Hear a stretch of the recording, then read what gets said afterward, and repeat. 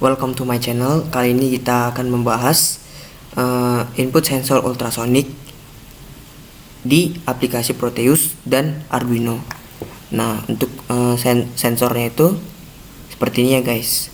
Nah, jika teman-teman belum memiliki library sensor ultrasonic di Proteus, teman-teman boleh mendownloadnya di link ini. Nah, saya akan terapkan di link deskripsi di bawah ya. Oke. Nah, untuk rangkaiannya seperti ini. Nah, saya akan merangkai di Proteusnya. Nah, di sini saya sudah merangkai. Lalu saya menjelaskan dari pertama itu alat-alat yang digunakan.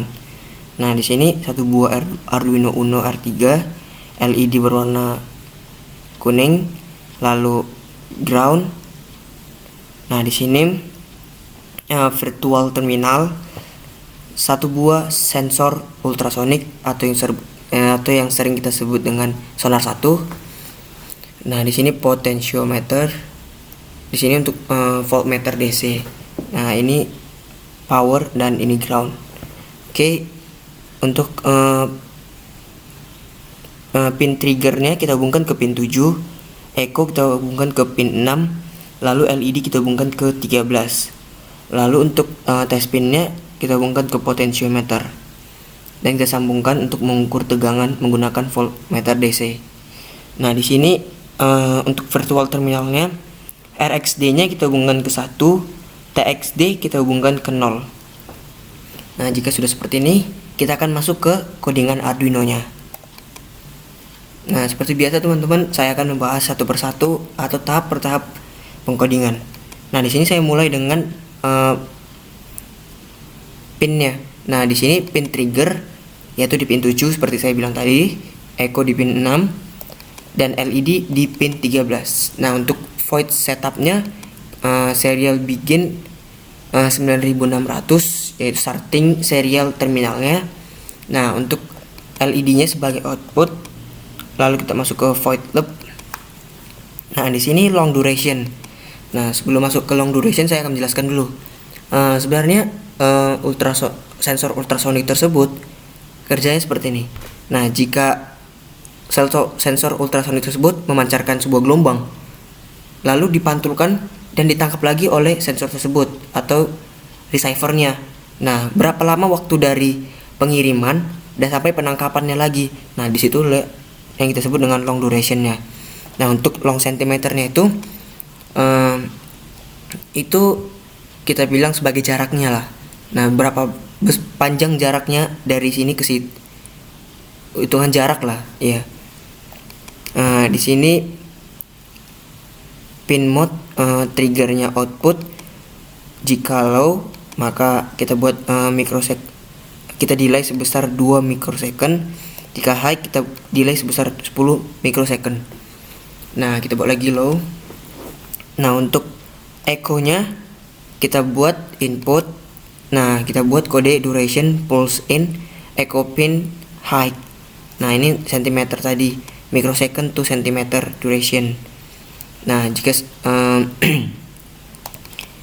jika sentimeter tersebut lebih kecil dari 200, maka LED akan menyala atau high. Jika sentimeter lebih besar dari 200, maka LED akan padam.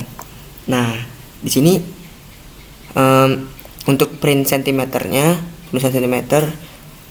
Nah, kita buat delay sebesar 1000 mikrosecond atau 1 second. Nah, untuk long microsecond to centimeter kita menggunakan rumus ini. Return mikrosecondnya dikali 0,034/2. Kenapa kita buat rumus ini? Karena kan dari sensor ultrasonic tersebut kan berapa lama waktu kan. Nah, kita ubah ke jarak. Nanti maka hasilnya akan dalam bentuk sentimeter jaraknya. Makanya di sini dibuat long microsecond to centimeters.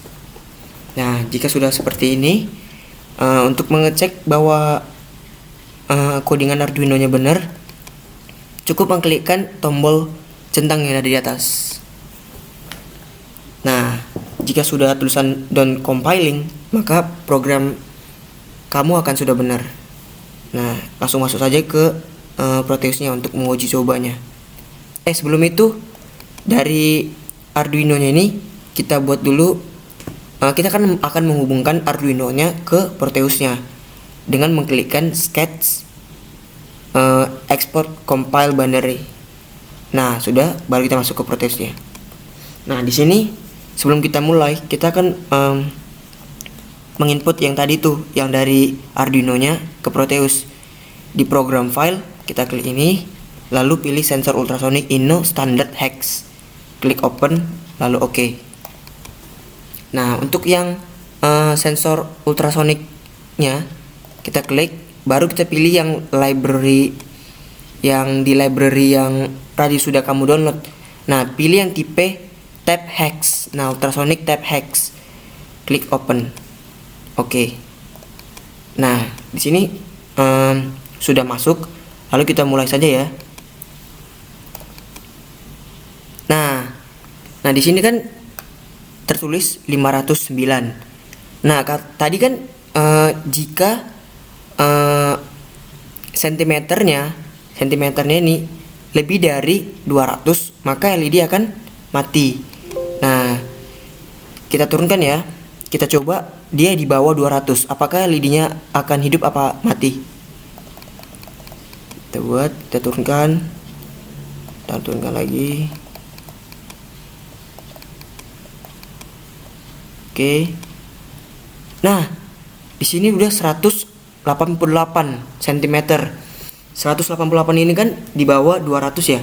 Nah, LED akan hidup. Nah, kita buat lagi yang di atas 200. Kita buktikan lagi.